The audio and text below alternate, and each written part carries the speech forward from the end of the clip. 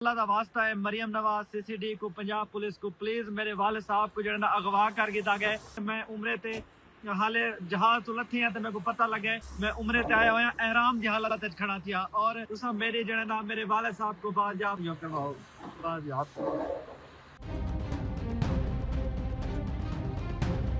खुदा दा वास्ता ही वे पिछों देखो अल्लाह पाक दा घर नजर आंदा पे। अल्लाह दा वास्ता है मरियम नवाज सीसीडी को पंजाब पुलिस को प्लीज मेरे वाले साहब को जरा अगवा कर दिता गया।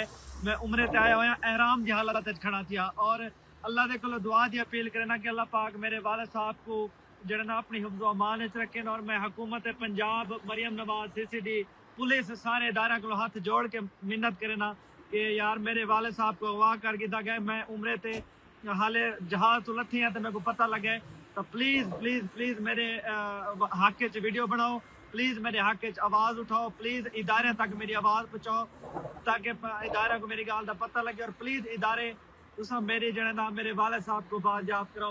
अल्लाह का घर पिछू खड़ा थे मैं अल्लाह दे अपनी अपील पाती खड़ा, अल्लाह के घर दे दरखास्त पाती खड़ा। मेरी दरखास्त अल्लाह के घर है। अल्लाह पाक जड़ा ना मेरे वालद को अमान च रखे सी।